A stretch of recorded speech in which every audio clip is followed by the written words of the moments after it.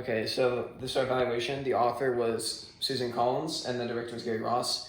Gary Ross didn't play obviously as much of a role as Susan Collins, like translating the messages of the movie to the big screen, because he was just mainly focused on the cinematography area, like translating literature, like words on paper, to like light, sound, color, and stuff like that. Suzanne Collins, she was mainly inspired to write these books because when she was little, she saw the Iraq War on TV just casually and very apathetically broadcasted to like millions of Americans to see. It was just treated like any other life. You could just be flipping through channels and just see people getting blown up. And her father was also a veteran, so it was an issue that's very personal to her. And she was very aware of the cruelty and violence people were able to commit with each other without like a second thought. Just felt like society's being very desensitized to everything. And she really captures this really well in The Hunger Games. We think she does an excellent job of this. Like the main strengths is just the portrayal of corruption and oppression in like the new government Panem, which has replaced the United States in the books, and they do that really well through the entire series. You're able to see how like District 12 specifically, like the protagonist district's Katniss district, is constantly underfed and poor and starving, and they have to constantly like hunt for their own food because the government doesn't provide enough.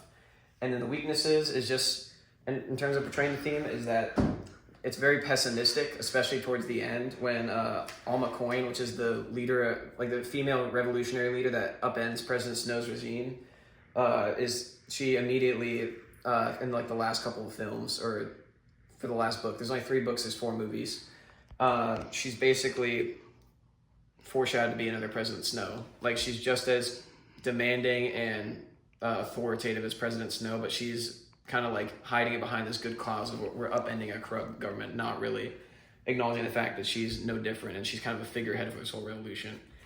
And that's also another weakness, is the static nature of humanity. Like we're just showing how Alma Coin, like when another leader falls, another one rises, and that in itself isn't even a complete weakness. Just compared to like other like post-apocalyptic films, it doesn't have the most optimistic ending, conveying that theme of humanity being able to rebuild itself and be better. It's just showing that when President Snow dies, another leader will rise to replace the power vacuum.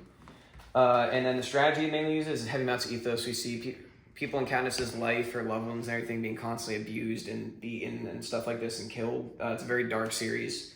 And that's going through that with the viewer, like constantly following her through her life. It's a very emotional experience, which is why it's mainly ethos.